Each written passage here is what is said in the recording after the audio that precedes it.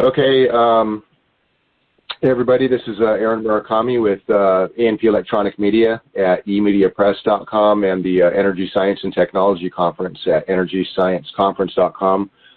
Today is December 12th, 2021, and we have Eric Dollard live on the line with us from a shop down in Nevada. And so one of the topics we'll cover on this call is that I've received a lot of email from people forwarding that Veritasium video to me about the misconception about electricity and how the so-called energy is flowing over the wires on the outside. And seems like everybody's, I mean, that video must have almost 10 million views by now. And Eric spent quite a bit of time. Well, he watched the video and also had looked through quite a few responses. And there's not really anybody who got the right answer. And 99.99% of all the comments are completely has absolutely nothing to do with reality, which is typical. Eric's website is ericpdollard.com. And what we're going to be doing is hopefully we can get some blog posts up, or at least replicate the one about the video and the response over to Eric Dollard. Maybe Griffin can help us with that. And then, Eric, is there anything that you want to cover before we get into your assessment of that video and maybe talk about some of the other projects going on? No. Okay, so let's just go talk about the video. The video is on YouTube. Anyone can find it. I think it's called "The Big Misconception About Electricity" by Veritasium. And so, well, why don't we just start off by just kind of giving your take on that, and then after you discuss that video, maybe we can talk about some of the other projects we have lined up, and then we can open up for questions. Okay. Okay. Well, normally I don't engage in any kind of social media stuff, but I do go through YouTube a lot looking for documentaries and news and what have you, and then something popped up that attracted my attention is basically somebody had presented the idea, someone who refers to themselves as Veritasium. Veri means veritas, or whatever it means, truth. So I guess this guy represents, in his mind, he represents the truth. So it was the sacrilegious idea that electricity is not electrons flowing through wires, which is basically enough to make any physicist squirm like an earthworm on a 67.5-volt battery. But this guy dared to do it, apparently, so I didn't pay much attention other than look through it. But then I decided to see what the comments were, and lo and behold, what I encountered represented a massive livestock stampede of just buffoonery. And so I went back and looked at the video again, and it's really just kind of a bunch of convoluted physicist misinterpretations of electricity. So what I decided to do was to set the answer, or set the record straight, and provide what the answer is and how the answer is arrived at. So that's what I will do. So first of all, we divide, in an electrical engineering problem, we divide a situation like this into three parts. There's the sending end part, and then there's the receiving end part, and then there's the transmission network in between. So the battery and the switch and the so-called conductors, which constitute that circuit, is the sending end. Then we have two lengths of transmission line, which are the network, and then we have the receiving end, which is portrayed as an incandescent lamp. There's a lot of things that need to be filled in there. to come up with any kind of meaningful answer, because the sending end and receiving end impedances and natural times are completely undefined. So first of all, the sending end is when the switch is closed, it generates what's called an impulse. It's not direct current, and it really can never be direct current except after a very lengthy period of time. So the arcing of the switch contacts, the polarization impedances of the battery, and the inductance and capacitance, resistance and conductance of the conductors will produce what's called a transient.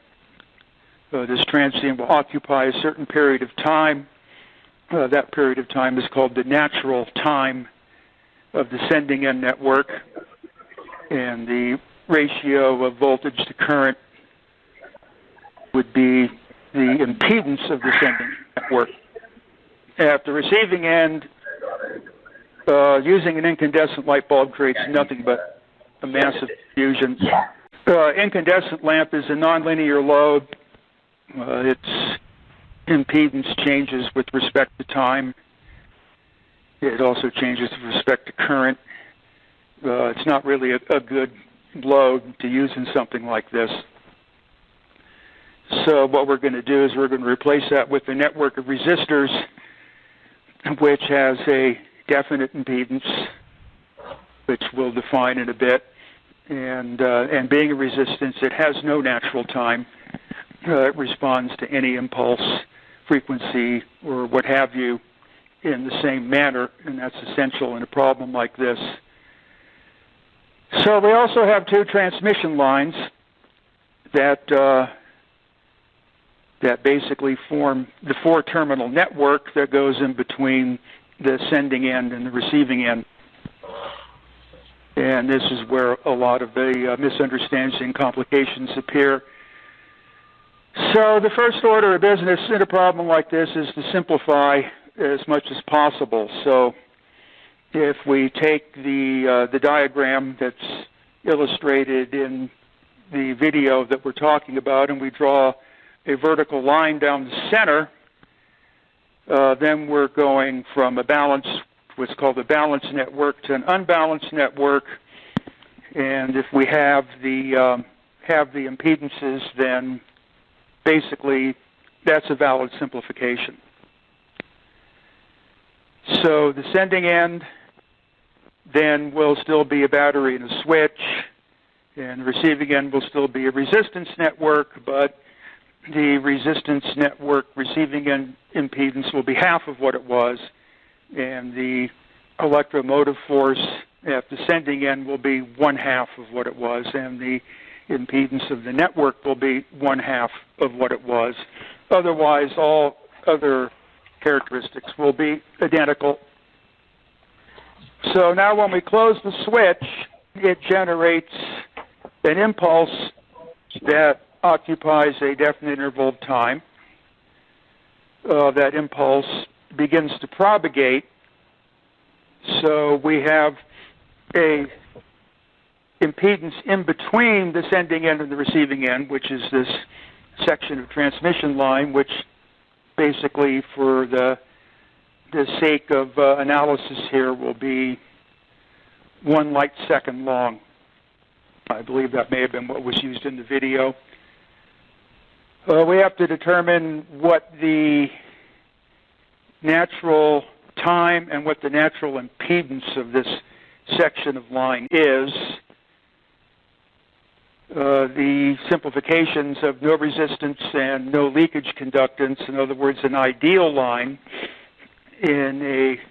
immersed in a medium of free space, which basically will be a vacuum, then the natural period of the line, or the natural time, let's call it the natural period of the line, will be 1 light second. The natural impedance of the line will be a function of the ratio of the spacing of the line conductors and the diameter of the line conductors. So the spacing of the line conductors divided by the diameter of the line conductors basically is the impedance, natural impedance of the line is derived from a hyperbolic function of that ratio.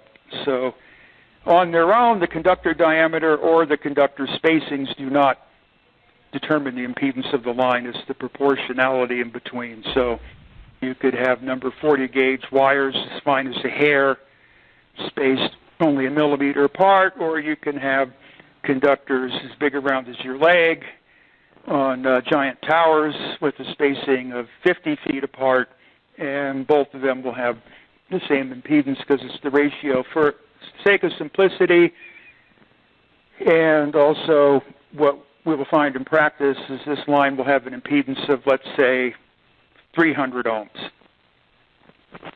So when we close the switch, the sending end impulse is generated. What does the receiving end do? The light bulb, so to speak. Well, that depends on the light bulb. So for the sake of simplification, let's say that the light bulb has a resistance, or in this case the resistance network has a constant resistance of 300 ohms. And in doing this, it'll eliminate a lot of echoes and what have you that would make the problem virtually insoluble. So what the transmission line boils down to in this case, upon closure of the switch and sending the impulse into the network, is no more than a 300 ohm resistor. In other words, it offers a resistance to its two terminals, which is the characteristic impedance of the transmission line. So now we have a 300 ohm network resistance, transmission network resistance in series with a 300 ohm terminating resistance, which gives us a total resistance of 600 ohms. Half of the sending end electromotive force will appear across the transmission line terminals, and the other half of the sending end electromotive force will appear at the terminals of the receiving end resistance network, or what we will call the light bulb. So basically, the light bulb will light, but it will light dimly. Now, what happens is this is at t equals 0 when the electric impulse is first initiated, is that electrical impulse will sail towards the short-circuited end of the transmission line at the velocity of light. Not that it always does travel at the velocity of light, but we've simplified the problem so it does. Well, the velocity is kind of an erroneous term, but we know that from calculation and measurement that the transmission line has a natural period of 1 light second. So 1 light second later, this impulse that was generated by the sending end, which in this case we can call a pulse generator or a pulse modulator, is sailing towards the receiving end of the transmission line, which is a short. In doing so, it fills the transmission line continuously with electricity. This electricity has to be continuously supplied by the sending end source of electromotive force, so there is a flow of energy into this transmission line which continues to accumulate. The impulse arrives at the short-circuit end of the transmission line, but at a short circuit there can be no electromotive force, so another impulse is sent backwards with an electromotive force that counteracts the electromotive force of the sending impulse, and the current is reflected back, but it's reflected back the same. So now we have a return impulse of negative EMF but positive current, which going back down the line wipes out the electrostatic potential on the line but leaves a definite current, and then 1 light second thereafter, then that wave reaches the sending end terminals of the transmission line, which then becomes a short circuit, and then then the light bulb lights to full brilliance. So what we have here is a situation when the switch is closed, the light bulb, so to speak, lights dimly. 2 light seconds later, the light bulb lights to full brilliance, and the whole circuit reaches steady state. Now, something I want to point out here is this Poynting vector and the rest of this stuff has no application to this problem whatsoever, because we're not dealing with a sinusoidal or continuous function. Electron theories and all these other things have absolutely no application here, because we're not dealing with direct current, we're dealing with impulse current.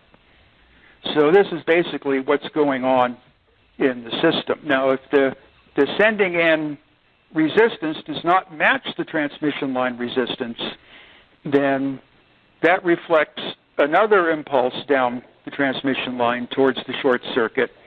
And what will happen in this case is, in incremental steps, the light bulb will get brighter and brighter and brighter until finally it will be imperceptible of how bright it's getting in each step, and then it will, when t equals infinity, the light bulb will light at full brilliance.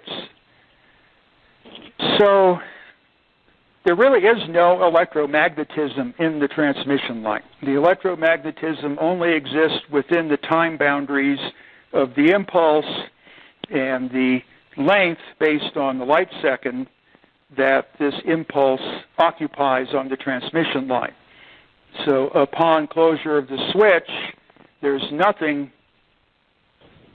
between the impulse and the short-circuited end, and there's a steady state between the impulse and the sending end terminals on the line, but that is not electromagnetism.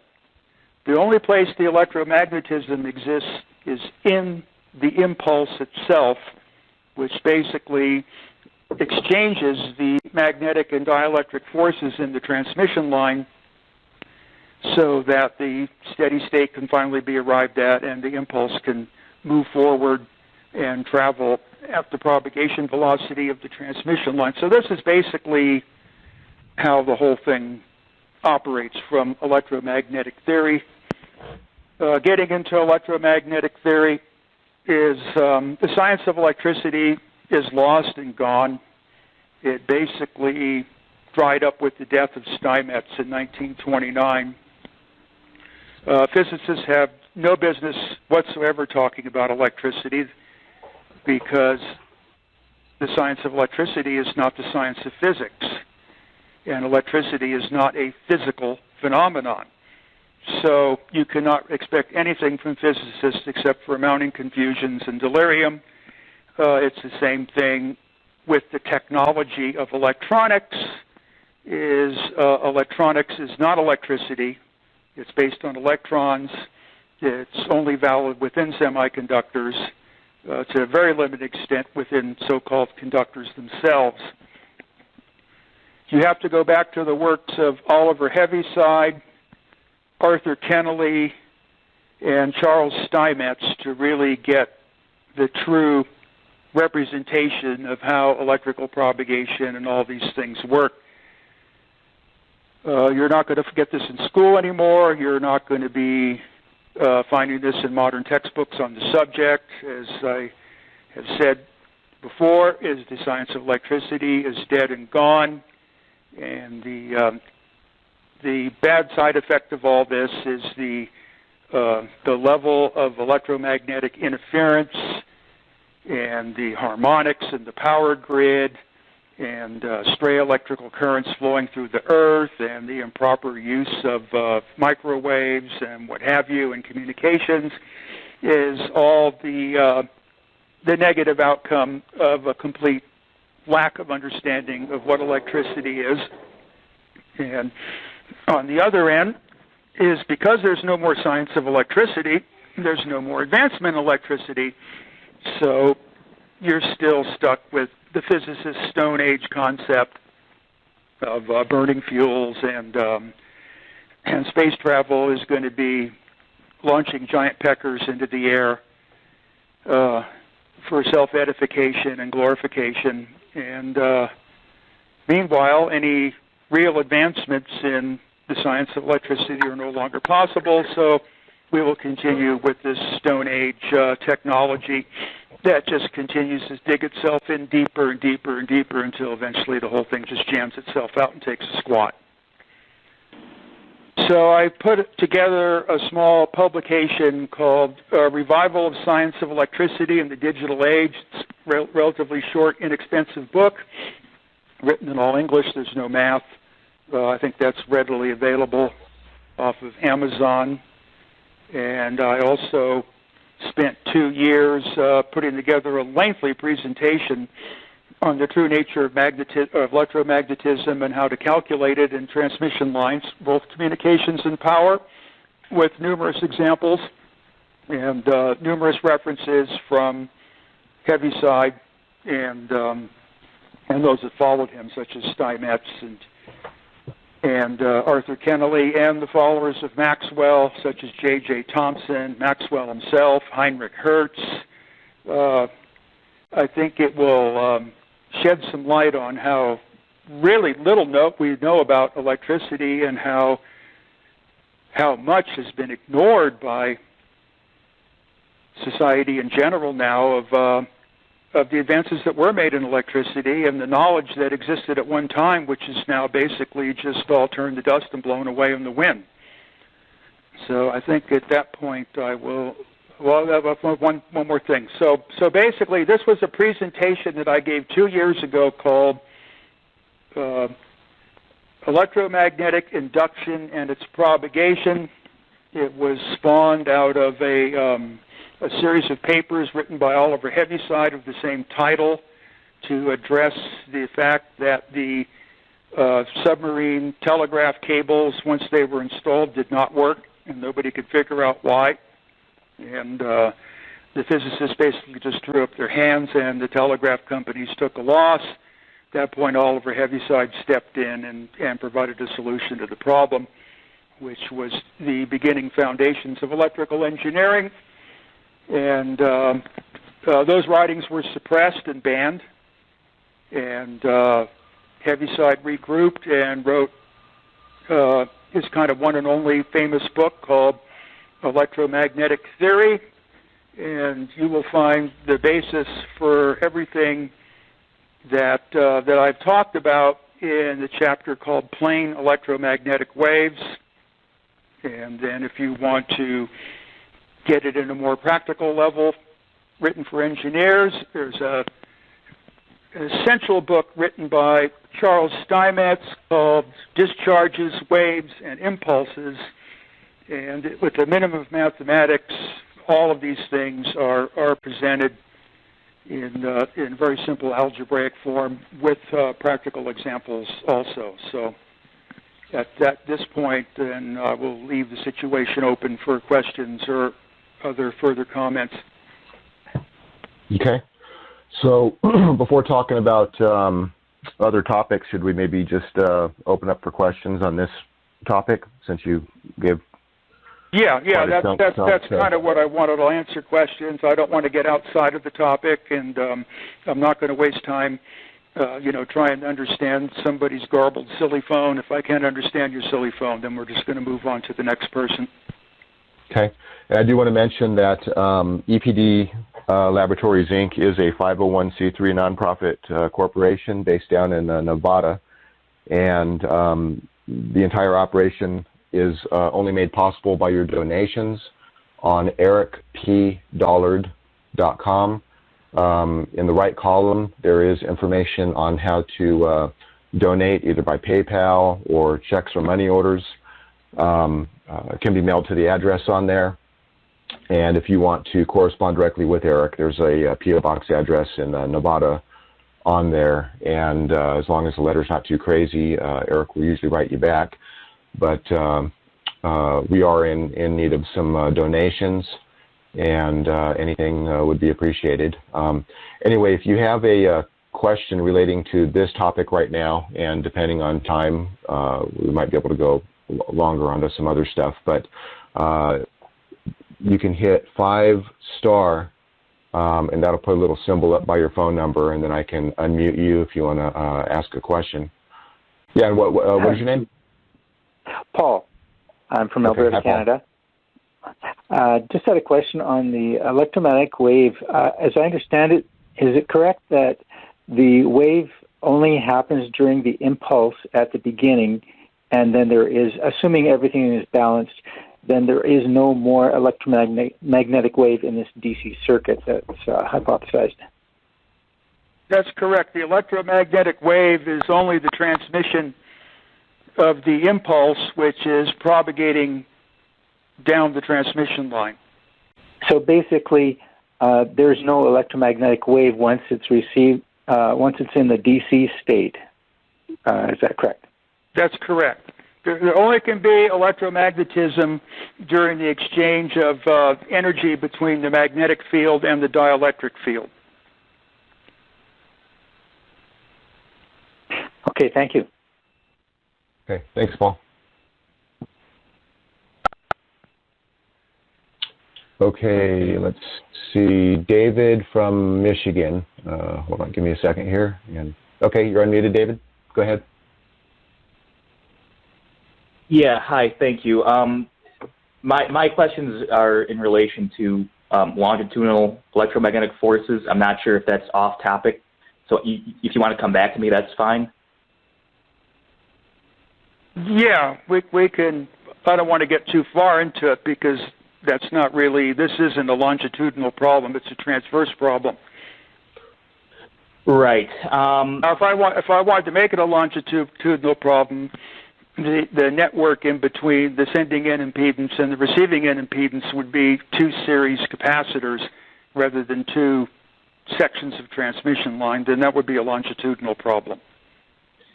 Yeah. I think or also what I could do is I could have the transmission network could be a transformer, and the primary side could be connected to the sending end impedance, and the receiving side could be connected to the secondary of the transformer, and that would also be a longitudinal problem.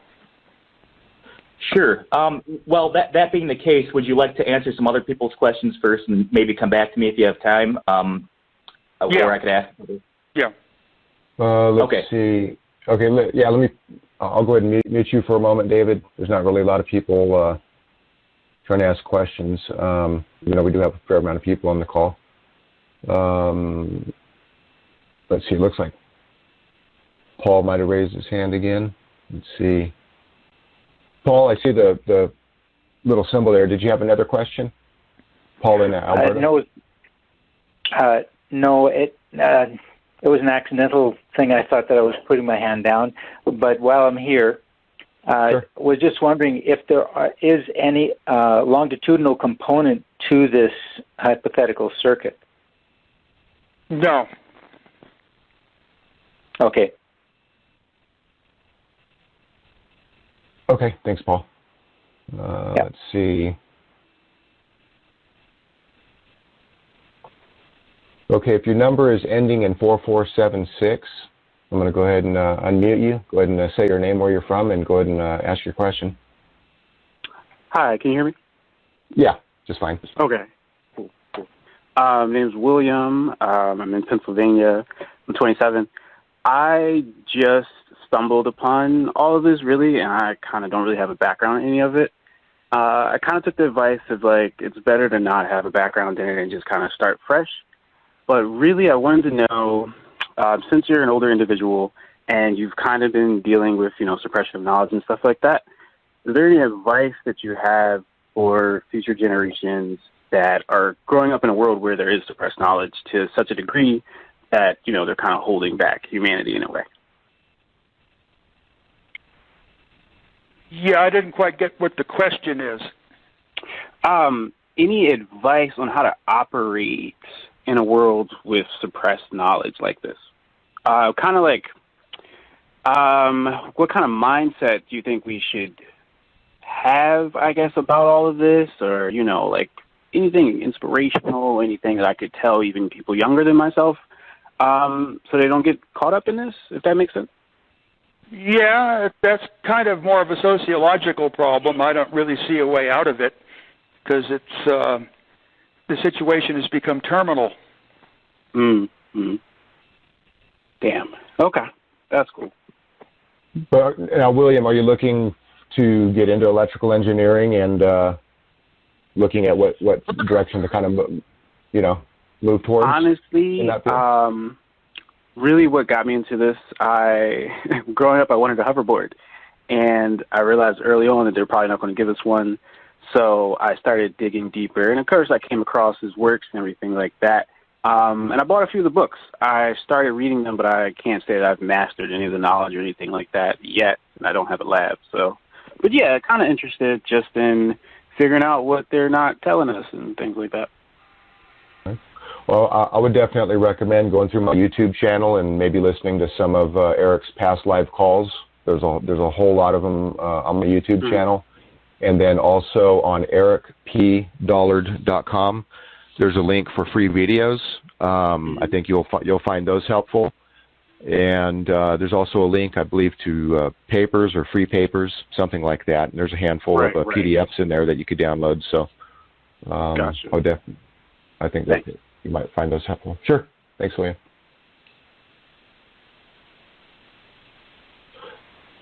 Okay, let's see.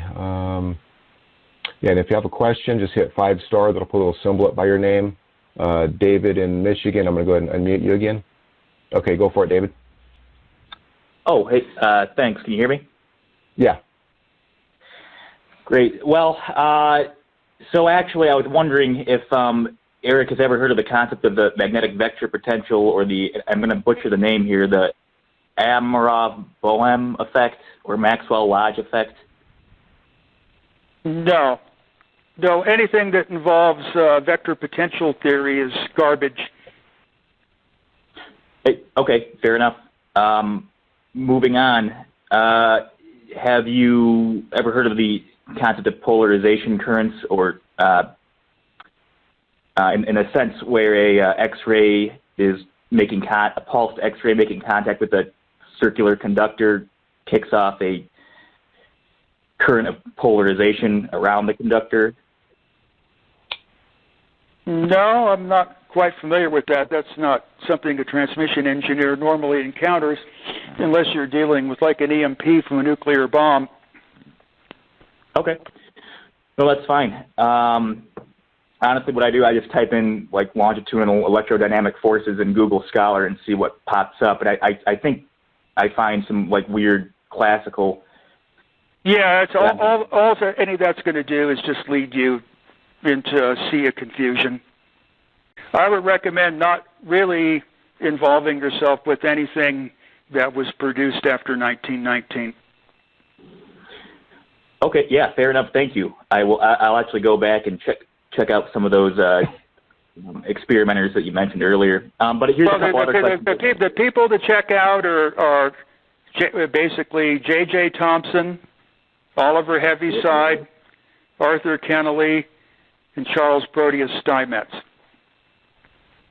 Okay, cool. I just wrote those down. Maybe just one more question then away from those, if that's okay. Yeah, go ahead. So Nikola Tesla, in his later years, he seemed to have, I don't know if this is just him getting old or what, but he seemed to have a concept of superluminal speed and being able to transmit energy or matter, like I think to Mars is what he said. Again, at rates much faster than light. Would you have any idea of what he might have had in mind for transmitting power through the vacuum of space?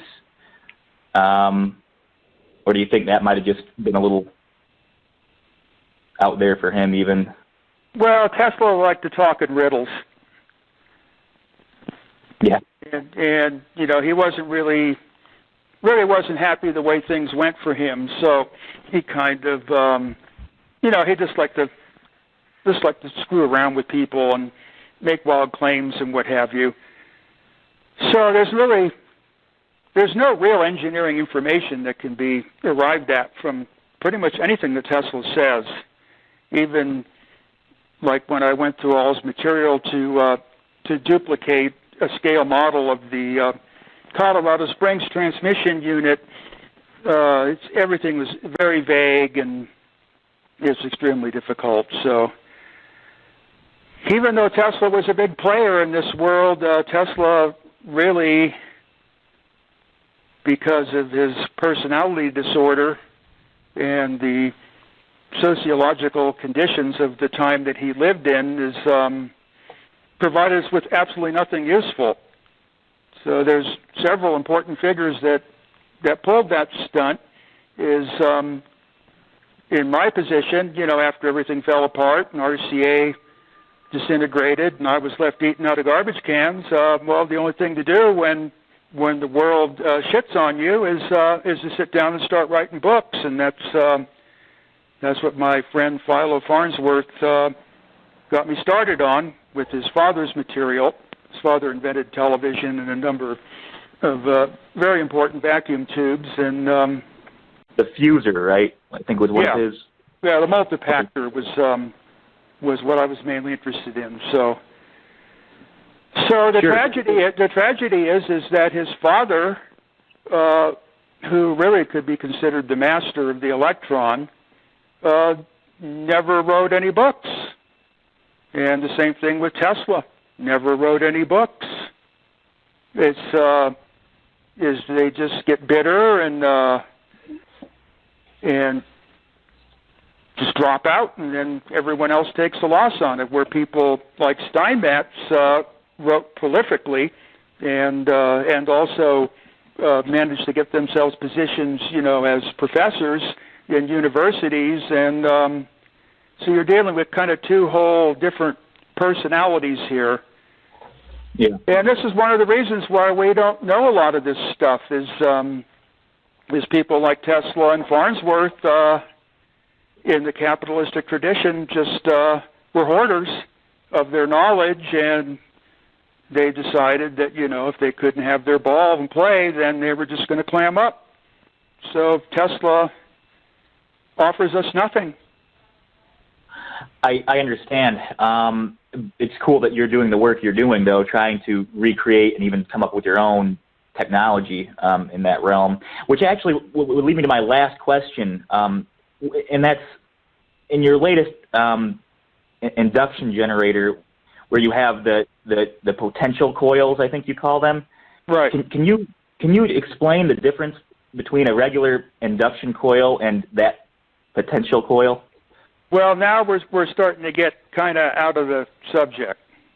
Sure. Okay. Yeah. Let's see. We can maybe come back to that once we wrap up this current topic. Yeah. Sure. I'll be here. Thank you. Okay. Thanks, David. Okay. Let's see. If your number is ending in 2753, 2753, I'm going to go ahead and unmute you. Go ahead and say your name, where you're from, and go ahead and ask your question. Yeah, hey, Eric, Leo DeKinis here, long time no talk. Just wanted to touch base and say hello. Yeah, how you doing? Good, Eric, good. Yeah, I'll drop you a line there in Lone Pine, It's been a couple years since we talked, so yeah, I just wanted to give this opportunity. Okay. Okay, no question, that's it. Okay. Okay. All right, thanks, Leo. And the address for mailing anything to Eric has changed, and that is in the right column of ericpdollar.com. Okay, cool. Thanks a lot, man. Yeah. Appreciate that. Okay. All right, guys. Thanks. Thanks. Okay, let's see. If anybody has a question or want to get into anything about the Veritasium video, go ahead and hit 5-star. And if there's no more questions, I guess we can kind of go into some other topics. Okay, let's see. If your number is ending 9607, go ahead and say your name, where you're from, and go ahead and ask your question. You're unmuted. Hi there. My name's Mitch, and I'm not extremely versed in this world, but I came across it and find it interesting. And anyway, I've heard you guys talk about Jerry Vassilatos in the past, and I read his book, Lost Sciences, and there's a particular inventor he talks about there called Nathan Stubblefield.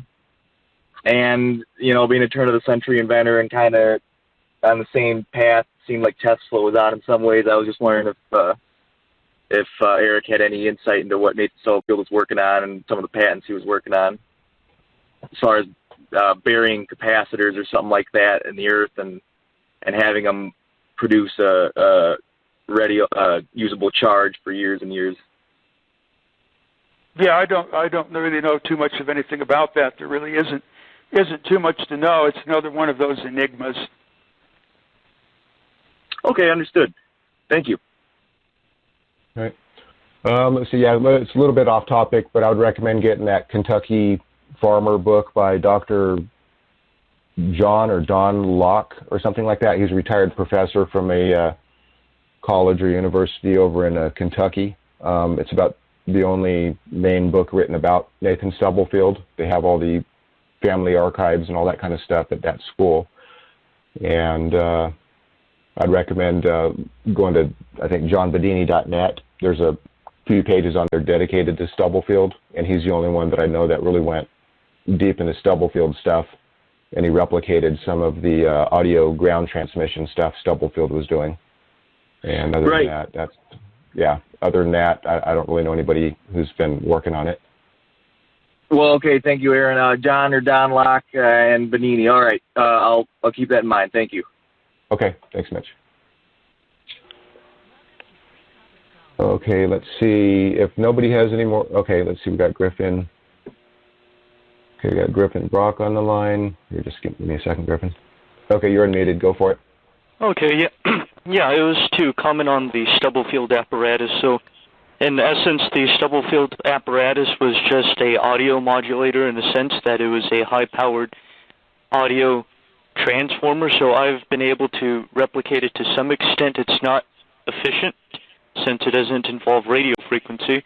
And as far as the earth battery goes, it's also not very efficient. It depends upon soil conductivity and soil moisture. But overall, since Stubblefield didn't write anything, so it's more of a mystery in that sense. But in overall essence, it's not an efficient system.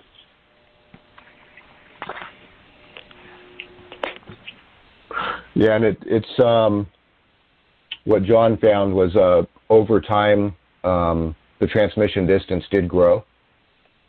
I know that was mentioned in some of the old Borderlands papers. I don't know if it was Michael Knox or Michael Thoreau. Michael Thoreau. We're kind of talking about the effects going through the ground. I don't think it was in relation to Stubblefield, but some related ground transmission type of experiments that over time it did grow. And I know that Peter Lindemann saw that too with John's experiments. It's definitely not something that's going to transmit like hundreds of miles or anything like that, but several miles, I think, is what John was able to do. But if you have that system hooked up, that's something I want to talk to you about, Griffin, because I got the parts to do something for a certain application of it. Okay. Basically where John's transmitter was, where it went into the ground, all the weeds and everything grew like trees and bushes. Mm-hmm. And it does seem to be that the soil conductivity has a big say-so in the overall transmission, because where I'm at, the soil is not that great. But to think that in Stubblefield setup you had a multitude of 1.5 volt dry cell batteries, and it was equivalent to about 48 volts with the carbon microphone transmitter and a impedance matching transformer. So it depends really on the soil conductivity. But I've heard other people that they've been able to accomplish about a mile with a 50-watt audio amplification setup. So, but then again, that was in a very moist sector of the earth, so it really depends on the soil. Mm-hmm. Okay. Let's see if nobody has any questions about the Veritasium video topic. Then I guess we can probably go on to some other stuff. Let's see. Okay, so last chance for questions on this current topic. Hit 5-star. Give it a few seconds, see if anybody has a question or. Okay, let's see. Okay, as long as it's on topic here, let's see if your number is ending 8185. Go ahead and introduce yourself and ask your question. Yeah, my name's Steve Ellison. I'm in Texas. And so if I'm understanding, Eric, what you wrote, and based on my background in electrical engineering. I think what you're saying is that the switch closure creates an impulse which causes a traveling wave to go basically through the circuit, and when it's gone completely through the circuit, about that same point in time, if there is electron flow through the light bulb, that's when the light bulb is going to full intensity. Is that correct? Well, I'm leaving the electron out of it because electron is kind of a mythical element. So initially, the transmission line sending end terminals present themselves as a ohmic resistance, even though it's not an ohmic resistance. But it appears to be a 300 ohm resistor because it's consuming energy at that rate, so to speak. But that also closes the circuit, which will cause a so-called current flow in the light bulb if you choose to look at it like that. There's other ways to look at it. I don't really want to get into a whole bunch of different theoretical stuff. But at any rate, the light bulb will light immediately upon closure of the switch, other than, it will take time for the impulse to form itself and what have you, because the battery has to polarize the switch. There'll be a small amount of arcing. There'll be the inductance and the capacitance of the connecting leads and terminals and what have you. So that's what determines the characteristic of the impulse, which in an order of magnitude may be 50 nanoseconds. That 50 nanosecond window is what constitutes the electromagnetic pulse that sails down the transmission line. But as that pulse is sailing down the transmission line, it's leaving more and more line behind it filled with electricity, and it's continuing to fill with electricity as the impulse moves forward. So that's what gives it the apparent ohmic resistance of 300 ohms. Now, if the line went on for infinity, or if the line was of any length but terminated at the receiving end of the line with a 300 ohm resistor, then the situation would appear steady state. In other words, the light bulb would come on dim because there would continuously be a 300 ohm resistor. Now, if we change this problem around, the way the problem was set up by whoever produced this thing was really, and there's a lot of complaints about it. It was very convoluted, and it really was quite evidently produced by somebody that didn't really have a complete understanding of what was going on, but was just kind of prankstering the livestock to get them to stampede, which is stampede is still in progress. But I think what he was trying to get after here was if you had a transmission line that connected from the sending end impedance, there was the source of electricity, to the receiving end impedance is the load of electricity, without going sideways. In other words, if the battery was at one end of a 1 light second long transmission line and the light bulb is at the receiving end of a 1 light second long transmission line, then it would take 1 light second until the light bulb lit to full brilliance, and then you would have a steady state. So the way the problem was framed in the video really was very misleading, and a lot of people felt that it was misleading, and I think that's how it was misleading. And I think the person that produced the video did not have enough know-how to realize that connecting a transmission one way and connecting a transmission line the other way would produce two completely different outcomes. But that's just the way physicists think.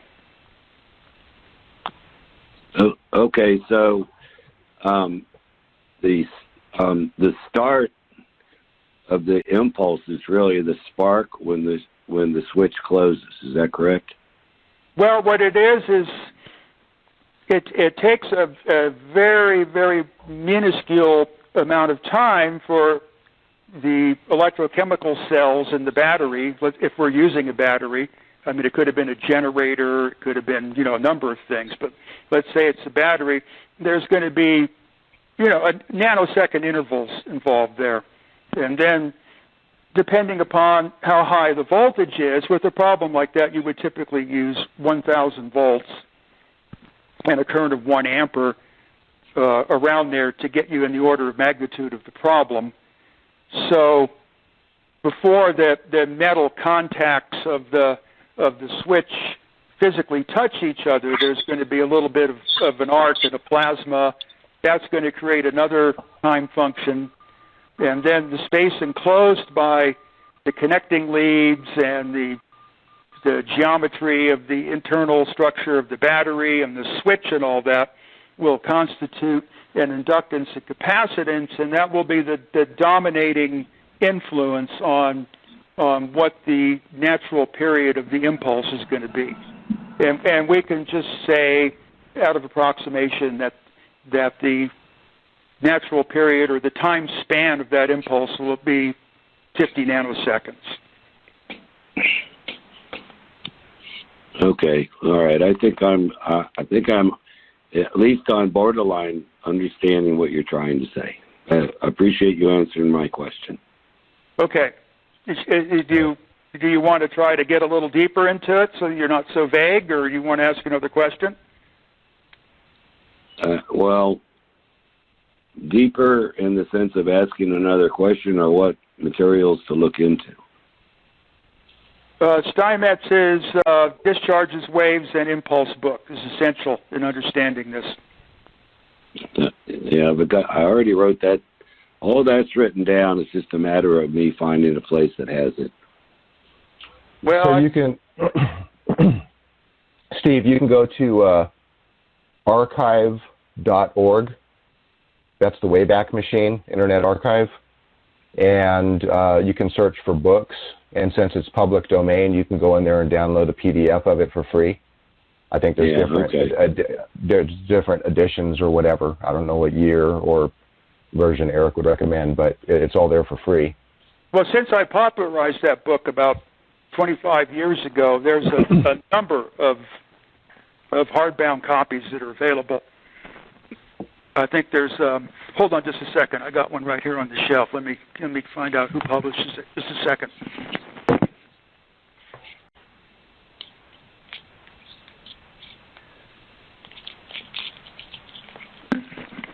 Okay, it's M&B. What does M&B stand for?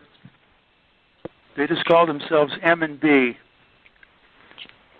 Merchant Book. Copyright 2007 Merchant Books.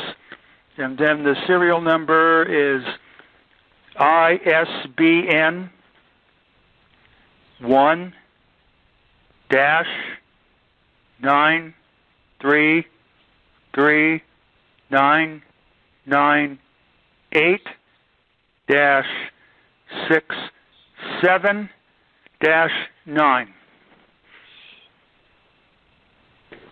Okay, I think it's a very well-bound book. It's clear. It's not like these forgotten book ones where they're all smeary and what have you. It's hardbound, and that's the elementary lectures on electric discharges, waves, and impulses. Okay. That will clear up most of the physics-induced misconceptions about electrical transmission. Yeah, well, I graduated in the early 70s in electrical engineering, and they may or may not have still been teaching some of the old stuff in those days. So I know we spent a lot of time with motors and generators and transmission lines, and that kind of thing. Yeah, they very seldom go back to the people that originated all that. But Steinmetz is the guy. All right. I think he, maybe as many as 15 or 20 books.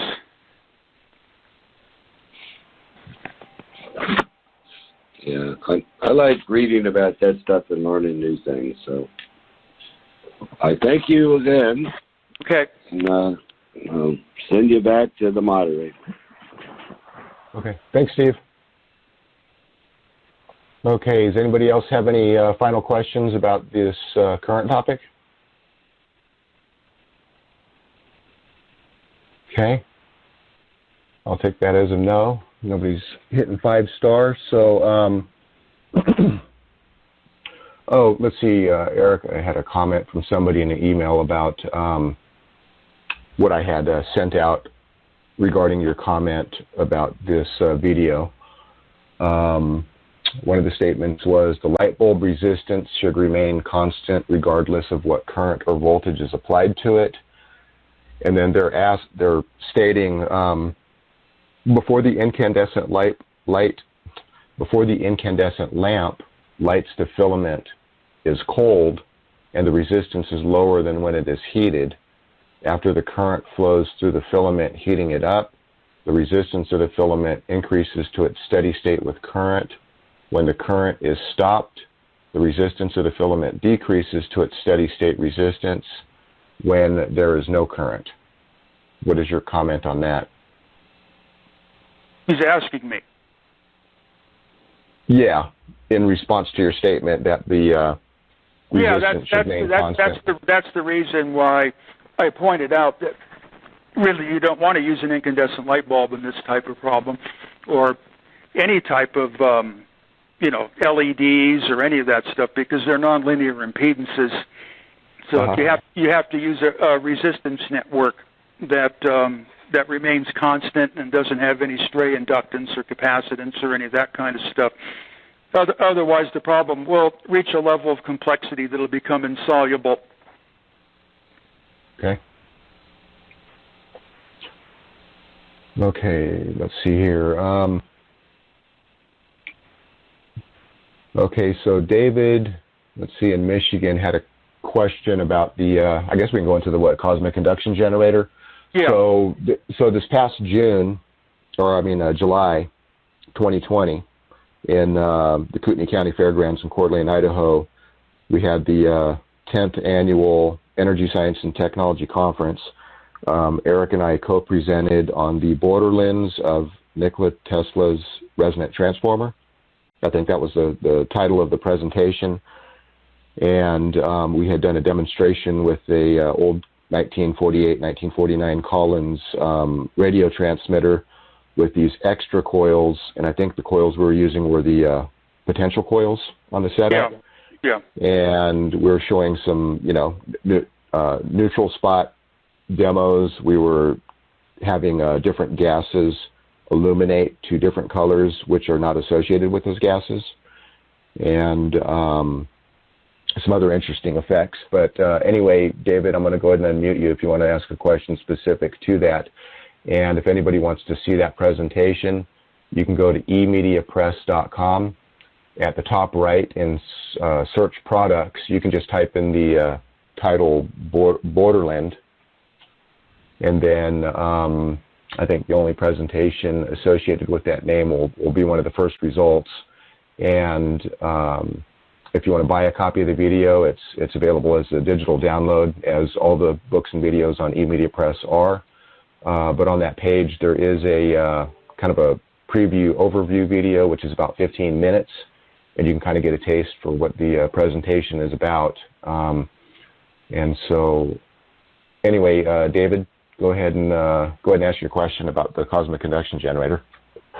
Yeah, thanks. I have bought that presentation, by the way, that you mentioned, and it was really fun to watch. That's the one where you actually make those bead-like lights in the evacuated bulbs, right? Correct.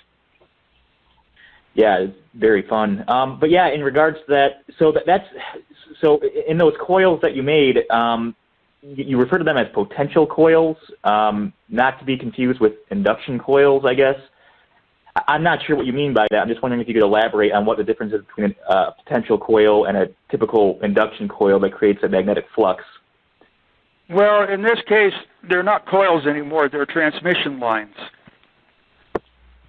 But their transmission function is complicated, It's a combination of transverse and longitudinal, and it's kind of mathematically incomprehensible to really analyze it with a present amount of mathematical and engineering knowledge that's available today.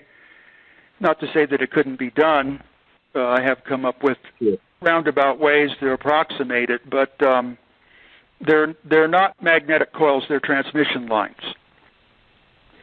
So the current coil and the potential coil are two transmission lines, and they're in a concatenated configuration where one leads to the other because there's a standing wave. The current, so to speak, more appropriately the magnetism, packs up at one end of the transmission networks and the potential at the other end. So, in other words, if you have a closed circuit, well, you actually, because it's longitudinal, it's not a circuit anymore, but if you have a path for current at one end and you have an open circuit at the other end, obviously one end is going to have very little voltage but a lot of current, and the other end's going to have a lot of voltage, and because it's open circuit, there's not really going to be a lot of current other than what flows through the capacitance terminating the end of the coil. So basically, in the net effect, that's a longitudinal network. It's not a closed circuit. It's an open circuit, yet it still supports a current flow, and then that current flow wants to find a closed circuit, and that's why the thing becomes a transmitter. And that's the reason why there's two of them out of phase, so the thing isn't transmitting all over the place, because what we're after is that intense dielectric field that produces the so-called cosmic induction. So would you say it's a capacitative effect as opposed to a magnetic effect? Both. Both, okay. Yeah, it's both. So okay. at the potential end, then it's all capacitive, and at the current end, then it's all magnetic or inductive. So instead of capacitive, it would be more appropriate to say dielectric. Okay. And is that kind of modeled off of Tesla's extra coil in some way? No, not the way that they're normally understood. So you'll notice that there's no primary, secondary, or, it's the whole, how would I say this, the whole genre of information and ideas and applications and constructions and what have you of Tesla's magnifying transmitter, so to speak, or his resonant transformer, is the proper word for it, is completely misunderstood. And it seldom goes anywhere other than making big giant sparks, which basically just short-circuit the thing so it can't do its work.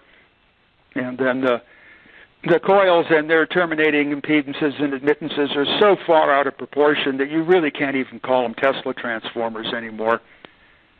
So this was going in the opposite direction.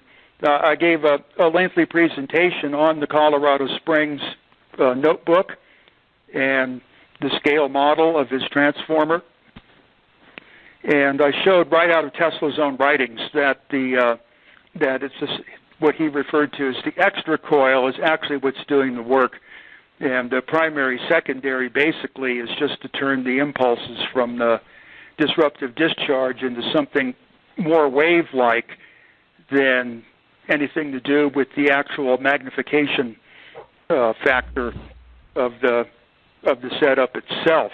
In fact, it does more to hinder the magnification factor than it does to help it. So I learned early on when I was doing this with the material assistance of the Radio Corporation of America when I was in high school. I didn't know about Tesla or any of that stuff. I discovered all this stuff on my own. And the phenomenon presented itself in my high school laboratory in my parents' garage with just the extra coil.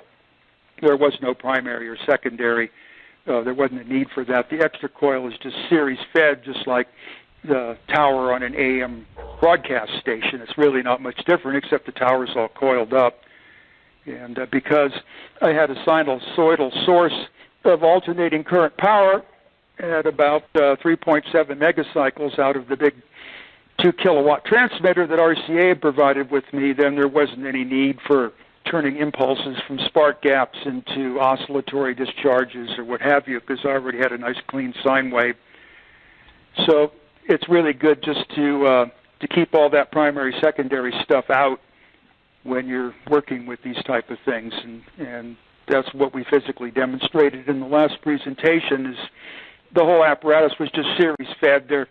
There was no so-called primary and secondary, but there was a step-down transformer to match the impedance between the radio transmitter, which was 50 ohms, and the input impedance to the cosmic induction generator, which was about 1/2 of an ohm.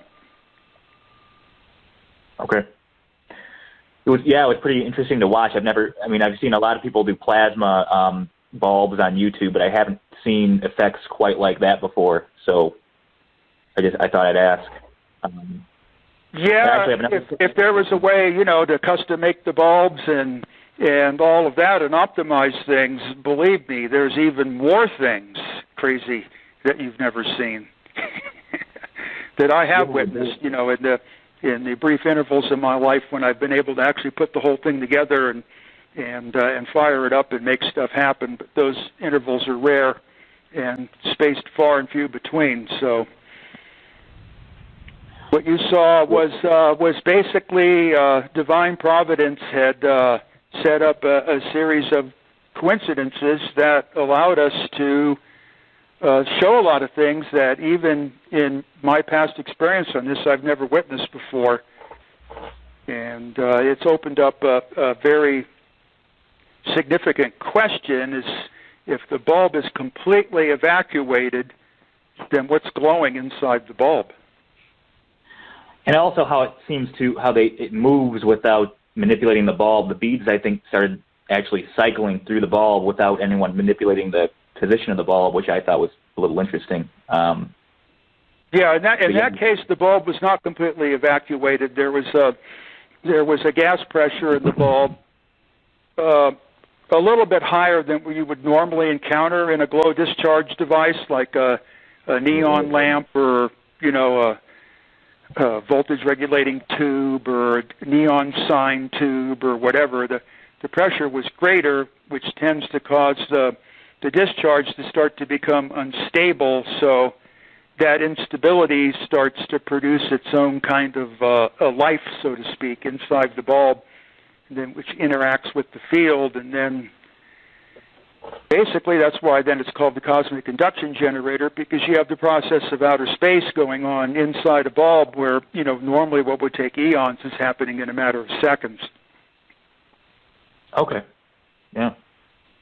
Have you ever tried to recreate Tesla's single electrode X-ray tube?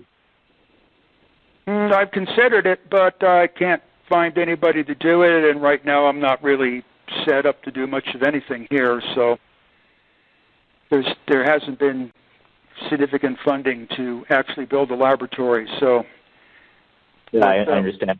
What got built this time, was on Aaron's account, up in a location which I find uninhabitable, but I did habitate it for as long as possible, and we made pretty good progress. But this project is destined to go a lot farther if there can ever be found a place, that would be suitable for me to work on it for long periods of time.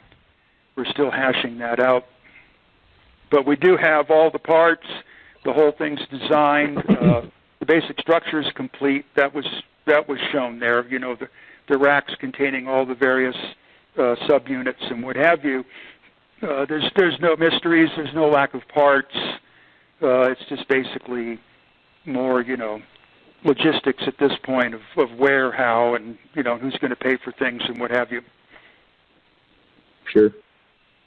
Well, I'll keep buying the videos. They are fun to watch. And my last question would just be if you have any thoughts on what ball lightning might be, if you've ever considered that or not. Well, it's another enigma, but it does seem to be was a plague for people working in the engine room on these diesel electric submarines.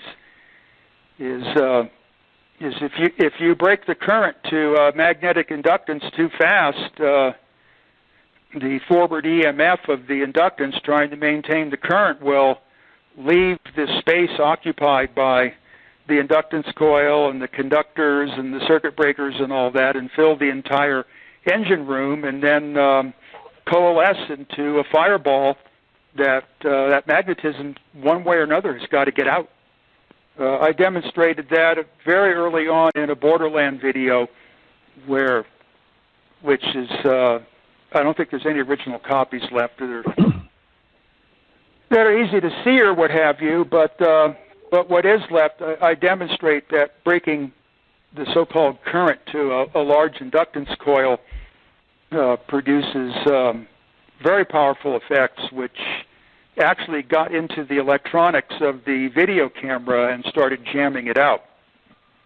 So that would be kind of like the progenesis phase of the ball lightning. If the inductance and the magnetic energy storage and the current flow and the time transient and all those things were taken to a high enough level, any attempt to discharge a massive inductance like the field coils on the propulsion motors on a submarine it will find any dimension or coordinate system it has to release that magnetic energy, which is kind of interesting because the physicists, which basically really only like to blow things up and make big fires and all that kind of stuff. They've always focused on the capacitor discharge, which they've never really have learned how to form it into an appropriate impulse, which was a big holdup in the development of radar. But really, if they wanted to produce destructive effects, they're wasting their time. It'd be better off if they use very large magnetic inductances. I have done this before in my laboratory at RCA, is breaking the circuit to these big 20 kilowatt modulation chokes will produce some really scary effects. You just have to be careful that it doesn't find some way to get out in between the windings of the choke and burn the whole thing out. But that magnetism will do anything it has to find a place to release its energy, and that's what was going on in the submarines. There was a guy named Robert Golka that tried to interject himself into this stuff, but the Navy canned him very quickly after his farting around in the submarine engine room burned up the entire switchboard. that was the end of that. But you might find some visuals under his name somewhere on the internet. Yeah, actually, I came across some of his writings, but I'll search again. Cool, thank you. Okay. All right, thanks, David. Okay, let's see. We're going on about an hour 15-minute right now on the call. We can go just a little bit longer. Let's see if anybody has any questions relating to pretty much anything Eric has presented on or written on. If anybody has a question, hit 5-star, and we'll take a few final questions. Okay, let's see. We have Mitch again. Go ahead, Mitch. All right, thanks. Well, if you don't mind, and I know this is all theoretical and hard to visualize, but for my own benefit in visualizing current and voltage moving through a wire, the way I always hear it described is either one that the voltage is like the amount of electrons, and I know this is maybe not a visualization that you adhere to, but if you can do your best to contrast it against your understanding, is the voltage is the amount of electrons or the amount of water, and that current is the rate at which you can take chunks of that water at a time at any given time and push it through and move it in a given amount of time. And none of that has any relationship whatsoever with what's actually going on. That's not in any way you would describe voltage and current, you're saying? No, it's meaningless. It's just meaningless confusion. So the first complication is there's two voltages and two currents which exist in completely different dimensions and coordinate systems. So that's the first trouble. So at any rate, to clean all that stuff up, There's something which in the vernacular is called the Lone Pine writings. Are you familiar with that? No, sir. That explains all of that stuff. That'll answer all your questions. Lone Pine writings? Yeah. What's the title of it, Aaron? So that was the original title, and when we put it on Amazon, I think it was a common language for electrical engineering, or yeah, that's it. Yeah, that's it. Let's see, Amazon, and the subtitle became Lone Pine Writings. We have the ebook, but I'd recommend get the paperback because I know it's the most updated version. I think the ebook version through eMedia Press might be the actual PDF that turned into the book. But if you go to Amazon and you type in Lone Pine Writings, the first one will come up. Yeah, it's a common language for electrical engineering, Lone Pine Writings. Now, there's another book coming out shortly called Electromagnetic Induction and Its Propagation, which is going to be in 3 parts, and that continues from the Lone Pine, or the common language, and that'll give you a better definition of what all these things are. It'd be kind of lengthy to do all that, in a telephone call. Yeah, that's fine. Now, as far as let's get rid of this current thing once and for all. The whole electron thing is mythology, and unless it's in a vacuum tube or it's in a semiconductor, forget about electrons. They don't exist. What's going on is the magnetic field, and when the magnetic field penetrates a so-called conductor, the etherical process going on inside the conductor is what is called current. What that current is or what's moving is unknown. I think probably the safest explanation that you can get would be from J J Thomson. I would start off with J J Thomson's Electricity and Matter. It's a very simple book. Yeah, I got that book actually. Yeah, and then recent researches in electricity and magnetism, he discusses what's going on, but it's so mathematically convoluted and very typical of a physics-minded individual that I don't know what it is, why these people have to make things so overly complicated and and have to have a flood of mathematics. But I did go through that and rewrite all of it, which is in my notebooks. But it's a very slow, torturous process to get my material published. So I don't know if any of that will ever be seen or not. But basically, I have hit on that in a number of my presentations of the Thomson idea of what actually constitutes current flow. There is no electron, so to speak. It's more of an ether thing, like I said. And what you're dealing with is you have a ponder mode of force that pushes on the conductor. You have a magnetic field that influences the space around it, and then you have something going on inside the conductor which causes it to heat.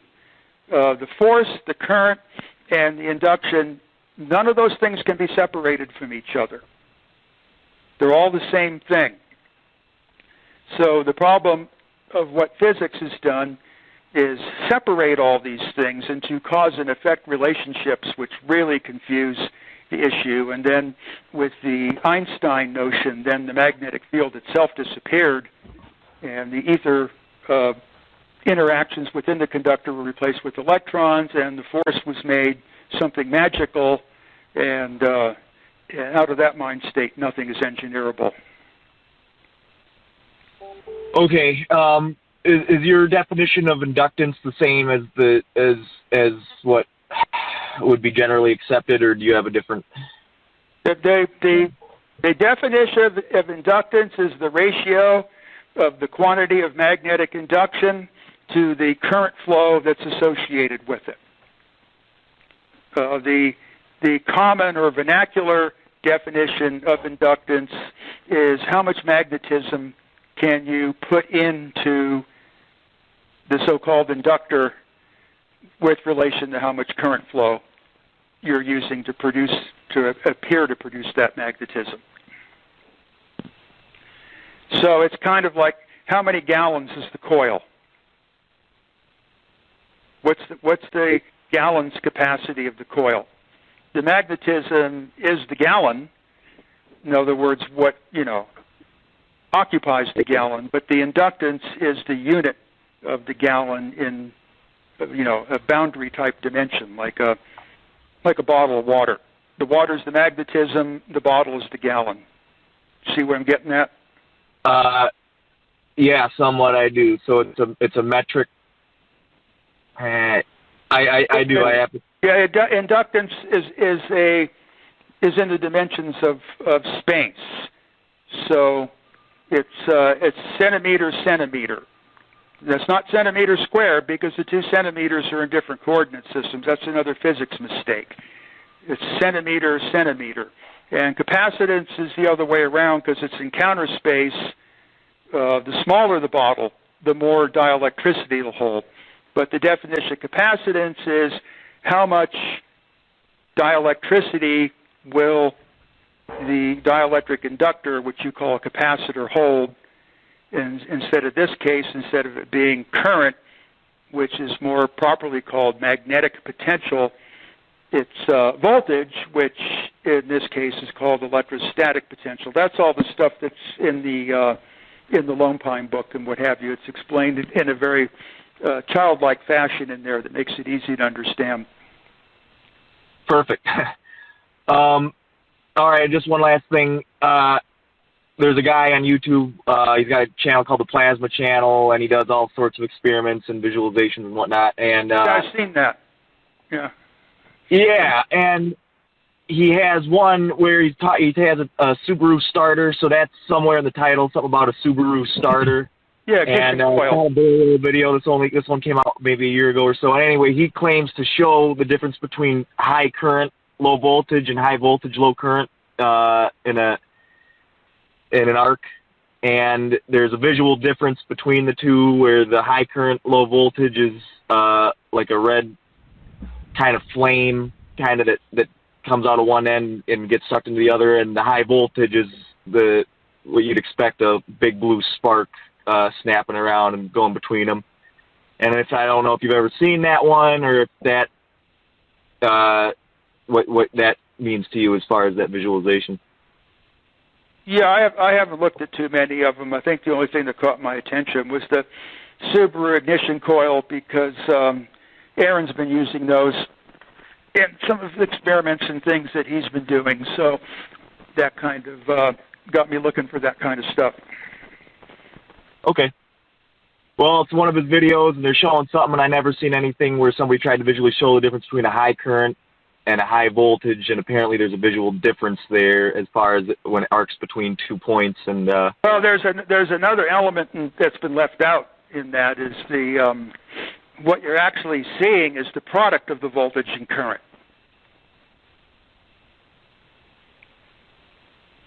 Okay. Right. Well, being the multiplication of the two?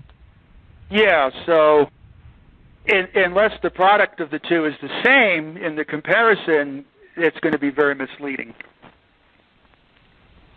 Well, there was a total difference. It was odd to me. It was odd to me because visually the what you were seeing in both instances, one high current, low voltage was a flame kind of thing, and smooth. Well, see, that's where the mistake was made. Is high current makes the flame. Okay. High current. It doesn't matter what the voltage is. The voltage is just going to be the length of the flame. But high current is going to make a flame. Okay. And now if it's high potential, then there's actually, the average current is minuscule, but the instantaneous current is enormous. So now also you have the factor of time involved. So voltage times current times time is energy. So you can make demonstrations that appear to demonstrate or prove something, but I'm trying to show you how those can be very misleading. Okay. Understood. Thank you. Okay. All right. And yeah, Mitch, I'd recommend go look at some of my plasma ignition stuff. Then you see high voltage, low current, and low voltage, high current mixed together at the same time. I'll do that. Thank you. But yeah, those Subaru coil packs are very useful because the secondaries on both the terminals are isolated from the input coil, so you can kind of use it for this little Tesla coil kind of stuff. And it's balanced. Yeah. Okay, let's see if your number is ending in 6279. Go ahead and say your name, where you're from, and go ahead and ask your question. You're unmuted. Hello? Yeah, go ahead. Yeah. Okay. I found a reaction in a fractal antenna. I was wondering if it related to his cosmic antennas. I don't have the verbiage, I'm sorry, but I wove a wire shape and it showed a reaction in a static sense. Does that make any sense to you? Yeah, I'm not quite getting it.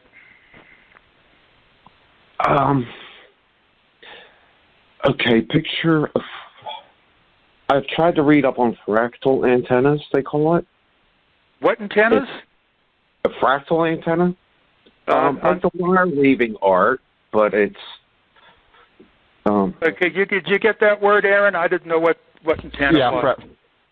Fractal? Fractal. Oh, log periodic antennas. It's called log periodic antennas. Oh, okay. Like I said, I'm a tinkerist, so I don't have the right words. I'm sorry about that part. Anyway, I made one. I put it near the TV, and it would change positions to the colors in relation to the TV. Anyway, it kind of leads to I want to try and read the solar winds. I've been seeing some patterns in there that are leading me in directions, so I'm trying to see if there's a ground-based, really simple way to, let's say, read the space wind conditions. Also, if that could be related to the fractal antenna reading the static energy from the TV, kind of in the colors. Yeah, I don't really see how that happened. I don't either. I can't find any close info to relate or explain. Well, there's not really a lot I can say about it because I don't really know what's going on. I know. It's really out of the box. Another one I'm working on is a levitating pyramid with the pyrophoretic graphite. Yeah, that's all way too abstract for me. I think we kind of gone too far off the Earth on all that. Okay, so and we are already planning the next conference. It'll be the 11th annual Energy Science Technology Conference. It'll be we're going back to the Hayden Eagles Lodge in Hayden, Idaho. That'll be next July 6th through the 10th, I believe. It's the Wednesday right after 4th of July until Sunday, so it'll be a 5-day conference is what we're planning right now. Might wind up being 4 days, I don't know. Some of the goal is to possibly get the audio bay done. When we did the Borderlands presentation, everybody could see the the big rack with all the units in it. There's an audio one and an RF one. At minimum, if we're able to get the audio one done, there may be a few experiments that we can demonstrate with that. We're not going to discuss what those are at this point. It's a little bit early. And we're going to have those developed. And so we might have maybe, close to 20, maybe around 20 presenters. It'll pretty much be the same format. We're not going to open up for ticket sales until after the new year, just so we can keep it all within one calendar year to make it easy for accounting. And Eric may be presenting on some papers that he had released in the past. This is some stuff that was in Energetic Forum We probably won't go into those right now, but there's a massive amount of information that over the years, before in energeticforum.com, which is one of my websites where there's, countless threads and posts and different topics in there relating to all this kind of stuff. And there's 3 separate forums in the Eric Dollard forum. 2 are closed to kind of preserve them. There's 1 open. Eric hasn't been too active in there. It's kind of difficult when he's not in front of a computer with my help or somebody else. But if you pour through there, there's a lot of information Eric has released over the years, but we're going to take some of that, put it into presentation form, and move it in the direction of putting it in a book form. And again, EPD Laboratories, Inc. is a 501c3 nonprofit corporation, and it exists solely by your donations. And we could use a fair amount of donations right now. A lot of our costs went up. Some government fees went up literally 10 times from what it was in previous years. I just paid that. Some other costs are going up, and so anything that anybody can donate is definitely helpful. Short term, a couple of us are going to be working with Eric here next month down in Nevada, doing multiple projects and organization of a lot of parts and that kind of stuff. We're going to be filming some interviews. Jeff, one of my partners at the machine shop, is going to be helping organize a metalworking bench so Eric can do some panel work and that kind of stuff down there for some experiments he's been doing to get them properly mounted in a like rack type unit. We're looking at maybe about if we could raise $7,000 between now and early January. That will help cover a lot of the costs. We'll put this on my website, emediapress.com, and also ericpdollard.com, and I'll email out about it. But if anybody can share and forward any of these donation requests to anybody that that might be interested in helping out, I'd say around $7,000 would be an ideal amount that would allow us to fulfill every single one of our goals that we want to accomplish next month. Okay, we'll open up for a couple questions here, and then we'll wrap it up. We'll take these last 3, and then we'll go ahead and finish. Okay, I'm unmuting somebody right now that's on a block number. Go ahead and say your name, where you're from, and go ahead and ask your question. Yeah, you're unmuted right now. You probably heard that you're being unmuted. Hello? Hello? Yeah, go ahead. What's your name? Where are you calling from? Oh, my name is Franco. I'm from Brazil. I have a question for Eric. Sure, go ahead. Hello? Yeah, go ahead. What's your question? I want to know what are his thoughts on the vortices theory of Descartes. If you think what is the relation of the vortices with the ether? You said vortices? Vortices, vortex. And the ether? Do you have a comment on that, Eric? Vortices and the ether? I didn't quite get the connection. Can you kind of make the question shorter and understandable? No, let Aaron do it. I can't understand your silly phone. What's the question, Aaron? Okay, so there's a lot of ideas about vortices and the ether, maybe relating to Tesla mentioned little vortices and whirls within the ether, dealing with matter and that kind of stuff. I don't know if that's completely related to what Franco is asking, but do you have any comments about vortices and the ether? Yeah, that was quite popular in the 19th century, but it just so overcomplicated itself that nothing really useful came out of any of it. Okay. Oh, that's it. Thank you. Okay. Thanks, Franco. Okay, let's see if your number is ending in 8269. I'm going to go ahead and unmute you. Go ahead and say your name, where you're from, and go ahead and ask your question. Hey, Mr. Dollard. This is Steven. I'm in New York. I'm glad to have been able to listen to you guys today.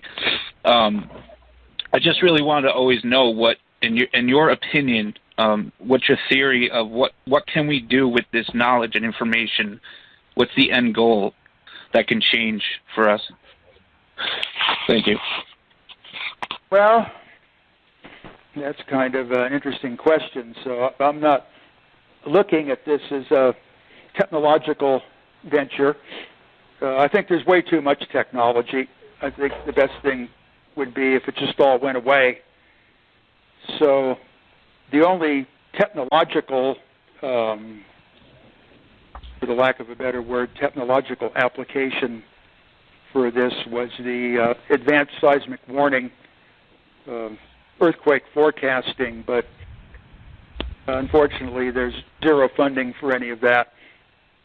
And any type of project involved is the cost is, unless there's some major donor, there's really no way to move forward on that project. So I did manage do you to see get materials and what have you, but do you see this as more of a spiritual, philosophical? You have to remember that Faraday and Maxwell and all of those people, there wasn't any idea of technology. This was basically just to promote a deeper understanding of the universe and the mysteries of electricity. And so, yeah, in a certain sense, you could say spiritual. If you have more to say on those subjects, just about your own, beliefs and how you believe that this is explaining, things like that in our existence and our universe, I think people would like to hear more about that in the future from you. Thank you. Okay, thank you. All right. Thanks, Stephen. Let's see. Levi in South Dakota. Go for it. Hello, can you hear me? Yeah. Hey, Aaron. Sorry, last time I hung up on you guys, I got too nervous. It won't happen again, I promise. Can you hear me, Eric? Yeah. Are you ready to paint your fingernails pink, or have you exchanged your furniture for stone yet? No, instead that's a joke. I just have said dead horse. Hey, I don't want to get too off the rails, but I did want to just throw that at you. Yeah, I'm not going to paint my fingernails pink, but I'll tell you one thing, it's a dead horse. Well, don't go Ted Kaczynski on me. You're too brilliant for that. Nature will take care of that end of it. No doubt. Just give it time. I'll see you in heaven for sure, right? Well, I've got a bunch of questions, but I know you guys don't have time. I'm just happy that I was able to hear your guys' voice. I'm glad you guys are active. One of my questions, I know you don't like technology, Eric, but would you ever consider starting a live stream on Odyssey or YouTube if you aren't already? I think that people can tip you with super chats, and the chat can interact with you a little bit better. Sometimes developing the right language for the questions is difficult, and I think everyone would benefit if we just heard your stream of consciousness, if that makes sense. Yeah, consider it. Please consider it. What any of that means or what it would do for me. Well, super chats are tips. So while you're talking, there's going to be like 30 people in the chat, like there's 28 people on this call, and then I could slip you a few bucks that way as well. And those questions usually rise to the top. You can answer the question, and then you're making a little extra money towards your guys' projects. It was just an idea because I watch other streamers online, and they make their living doing that way, doing that. Yeah, unfortunately, I'm not an online person. I understand. You're more analog. Yeah, I don't. The only purpose that the computer serves for me is a television set. I will not transmit on it. Well, I guess I'm just being a little bit selfish because I like listening to you speak. It helps me. You obviously have your ducks in a row. I guess one question I could ask involving impulses you were talking earlier. This is just a simple, silly question. High voltage switches need a long, like wooden insulator stick for a reason to switch the switchgear, right? Yeah, for safety purposes, you don't want a metal rod going up the pole connecting, to something that's hot with 24,000 volts. No doubt. Well, you mentioned sparks leaping out and grabbing the employee when the switch was closed. Those are, some of it could resemble sparks, but okay. it's often fireballs, but there's no insulation in the world that will stop that. In fact, actually, the insulation attracts it. Okay, right, the dielectric. Actually, I wanted to mention I have a common language for electric engineering, the Lone Pine Writings, in my hand here. Everyone, I strongly suggest that you read it if you want to be able to use any language with Eric so that you know the difference between inductance and induction, because that's why he gets so frustrated trying to talk to us, because we don't know the units, which is why I found your book in the first place. I was trying to understand the units for power and for energy, and then you got me into Heaviside and the imaginary numbers and versor algebra, and it's been a whirlwind, I'm not going to lie. It is. It is. Yeah. I have Tesla questions. For instance, Tesla's oscillator. Do we have any time to get into that, or do you guys want to wrap this up? Well, it is kind of getting towards the end. It's vague. It's very vague. I'll bother you another time. Okay. Oh, I do have a specific question. One last, and then I'll let you go.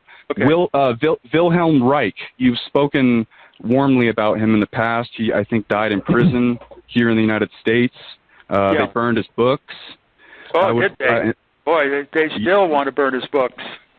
Ah, he must have been onto something. Well, he hit a nerve. I think so. He struck a chord.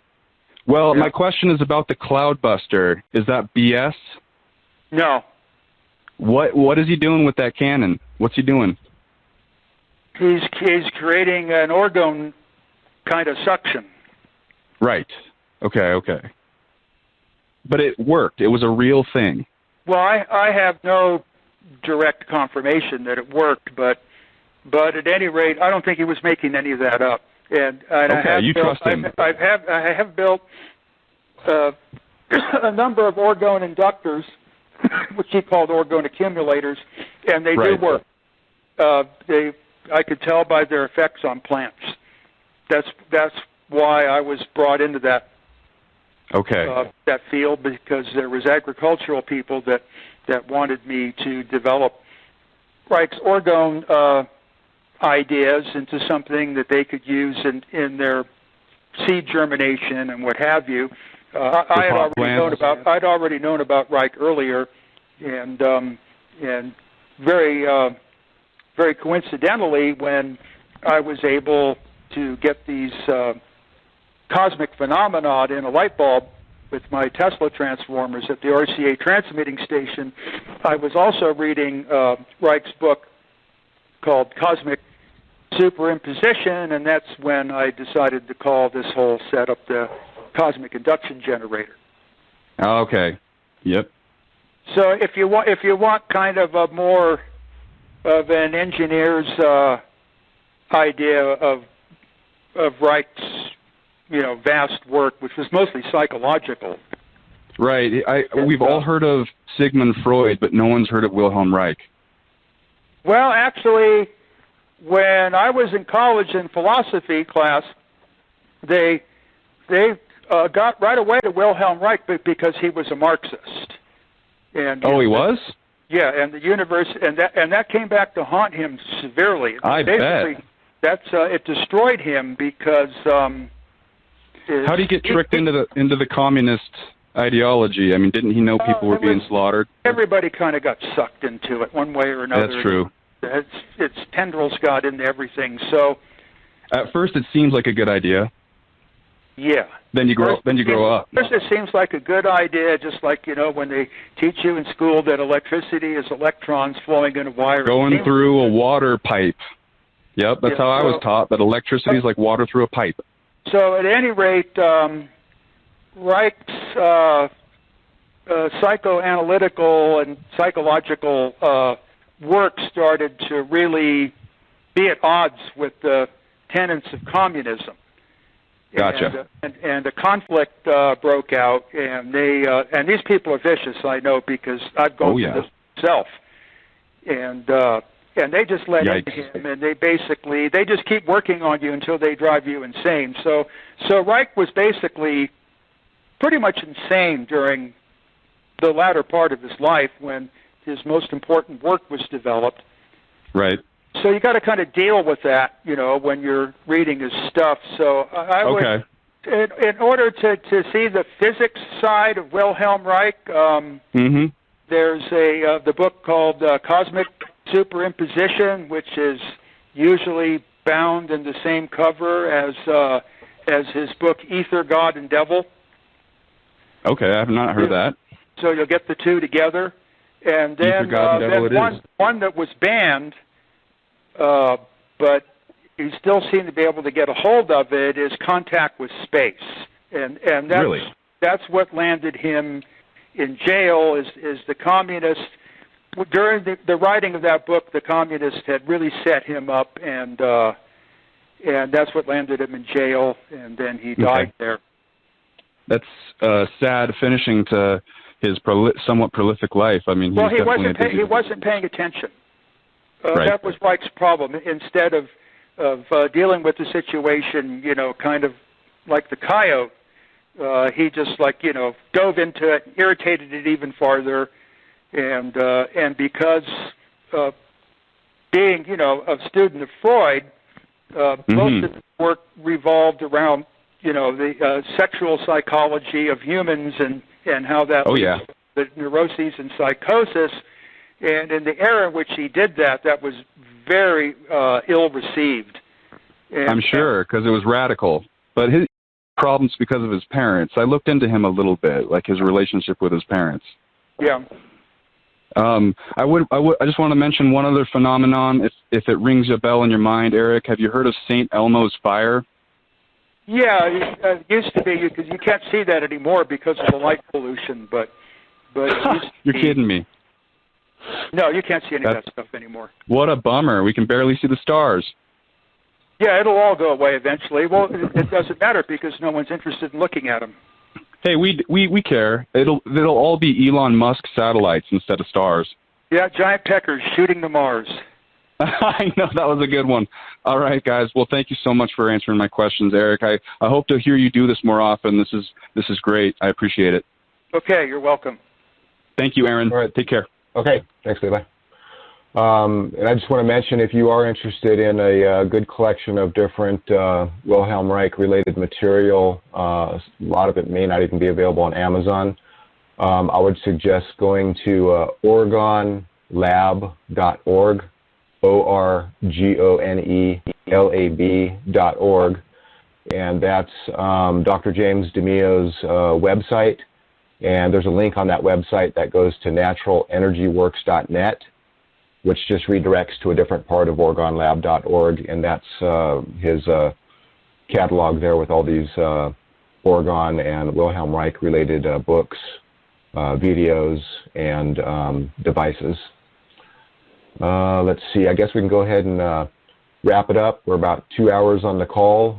We'll try to do these at least, minimum of once a month. We used to do these pretty regular, but the last year has been quite a ride. Any final comments before we wrap it up, Eric? No, that's it. Okay. Like I said, this call is being recorded, and so this will be put into a video on YouTube most likely. And there's a handful of pictures, and probably turn it into kind of like a slideshow or something. And then that'll be on YouTube. We'll announce that in the newsletter when it's ready.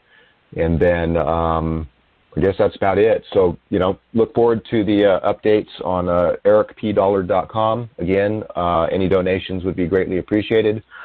And we're in a great need for some donations right about now.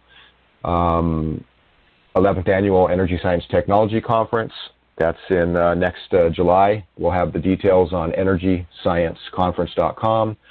And emediapress.com is where you can find all the books and videos from the different presentations, like the Borderland one we mentioned. Also, last year, Eric's Heaviside presentation, which is directly related to the content of that Veritasium video. That's one of Eric's 2020 presentations. And I guess we'll see you on the next call. So thanks, everybody. Okay, thanks, everybody. See you next time. Thank you.